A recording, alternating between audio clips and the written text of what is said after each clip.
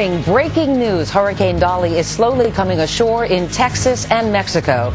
And this morning, new fears of flooding, broken levees, and tornadoes. We are tracking the storm live. YouTube moment, President Bush speaks candidly about the troubled economy when he thinks the cameras aren't rolling.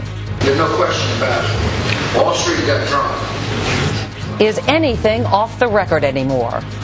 And a dark day for the Dark Knight after Christian Bale says he did not assault his mother and sister. But what did happen in that London hotel room? The latest details today, Wednesday, July 23rd, 2008. From NBC News, this is Today with Matt Lauer and Meredith Vieira, live from Studio 1A in Rockefeller Plaza. And welcome to Today on this very soggy Wednesday morning. I'm Meredith Vieira. I'm David Gregory. In today for Matt Lauer, the breaking news story we're covering this morning, the storm's outer bands. It's Hurricane Dolly now reaching the mainland. I'm going to take a live look at conditions right now on South Padre Island in Texas, where forecasters are calling for 15 inches of rain in some spots. Emergency crews are worried with that much water, some levees in the area will not stand up. And it's the speed of Dolly's approach that's also a major concern this morning, moving slowly, and that, in fact, could create more havoc than a fast-moving storm. We have three reports this morning, starting with NBC's Don Teague, who is on South Padre Island, trying to stand up himself. Don, good morning to you. Good morning, Meredith. We are in for a rough day here on South Padre Island. Hurricane Dolly is strengthening offshore, and forecasters say she could become a hurricane, a Category 2 hurricane, by landfall. With the first hurricane to threaten the U.S. this season still churning just offshore, the South Texas coast is feeling the effects. Feeder bands from Hurricane Dolly brought wind and rain to South Padre Island overnight.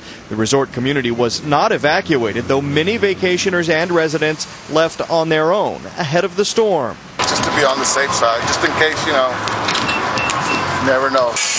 Business and homeowners along the Texas coast spent Tuesday boarding up and making other last-minute preparations. Some, like Julie Highland and Marcia Gard, decided to stay and ride out the hurricane. Coffee will be a problem. My coffee pot doesn't work without electricity. Other than that, I'm in good shape. I'm kind of an excitement freak, I'm looking forward to the adventure. Texas Governor Rick Perry has activated 1,200 National Guard troops and put 250 buses on standby as a precaution. He's also made disaster declarations for 14 South Texas counties. The big worry, not the wind, but flooding from torrential rain. We've got a few low-lying areas, some beach accesses, where we built what are essentially sand berms, like a sand dike, and to prevent water from coming in. Dolly is not expected to become a major hurricane, but for many who chose to leave the coast, it's big enough. Obviously, we're seeing strong winds here already, well in advance of the storm making landfall. The good news so far, the power is still on here on South Padre Island, but no telling how long that's going to last. David?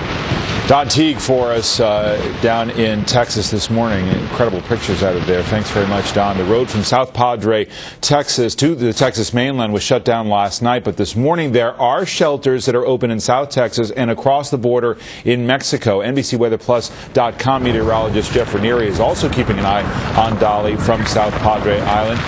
Jeff, you're getting hit pretty hard as well this morning. Good morning to you. Good morning to you, David.